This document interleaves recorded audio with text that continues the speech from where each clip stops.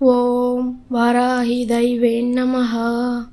Welcome back to Varahi Shakti YouTube channel.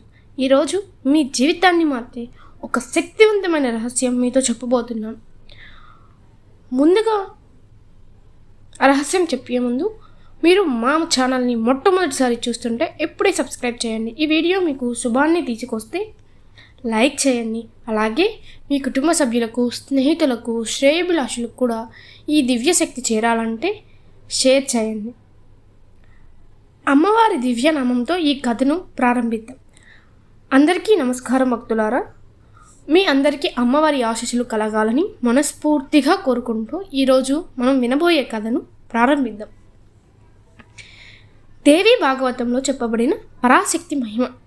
అంటే ఒకసారి సూత మహర్షి ఇలా అన్నారు: ఈ సృష్టిలో ఎవరు సర్వశక్తిమంతులు అని అందరూ తల ఒక అభిప్రాయం చెప్పారు. కొందరు విష్ణువే అన్నారు, మరికొందరు శివుడే అన్నారు, ఇంకొందరు సూర్యుడు, అగ్ని, ఇంద్రుడు అని చెప్పారు. కానీ నిజమేమిటంటే ఈ అందరి శక్తికి మూలం ఒక్కటే, అదే పరాశక్తి. ఆ శక్తి లేకపోతే విష్ణువు కదలలేడు, శివుడు తప్పించలేడు, బ్రహ్మ సృష్టించలేడు. ఒక్కసారి బ్రహ్మ విష్ణువును చూసి ఇలా అన్నాడు: ప్రభు, నీ తపస్సు వల్లే ఈ సృష్టి నిలబడుతుంది. కానీ నా చెవుల నుండి పుట్టిన మధు, కైటబులు అనే రాక్షసులు నన్ను సంహరించబోతున్నారు. విష్ణువు యుద్ధానికి సిద్ధమయ్యాడు. కానీ ఎంత పోరాడినా ఆ రాక్షసులు ఓడలేదు. విష్ణువు శక్తిని కోల్పోతున్నాడు. అప్పుడు ఆయన మనసులో ఒకే మాట: అమ్మ, నీ శక్తి లేకున్నా నేను ఈ రాక్షసులను జయించలేను. అదే క్షణంలో ఆకాశం నుండి దివ్య తేజస్సుతో పరాశక్తి అవతరించింది. ఆమె చూపులే మన్మథ బాణంలా పడి రాక్షసుల మొహంలో ముంచేశాయి.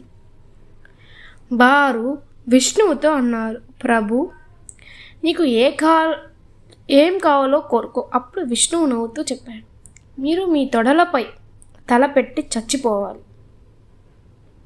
మొహంలో ఉన్న రాక్షసులు అంగీకరించారు. అదే క్షణంలో విష్ణువు తన చక్రంతో వారిని సంహరించాడు. ఇదంతా జరిగింది అంటే ఇదంతా ఎందుకు? పరాశక్తి అనుగ్రహంతోనే కదా. ఇక సూతుడు మరో కథ చెప్పాడు. బృహస్పతి భార్య తార అత్యంత సుందరి.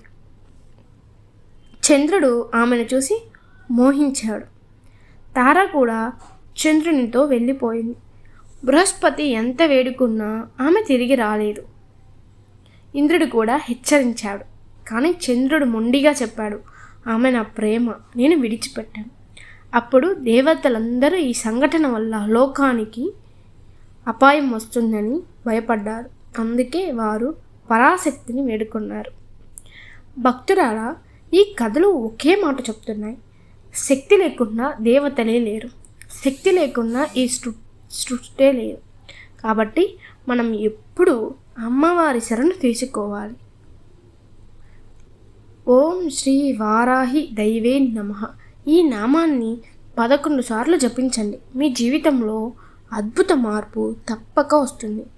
మీకు ఈ కథ నచ్చితే లైక్ చేయండి, షేర్ చేయండి. వరాహి శక్తి ఛానల్ను సబ్స్క్రైబ్ చేయండి.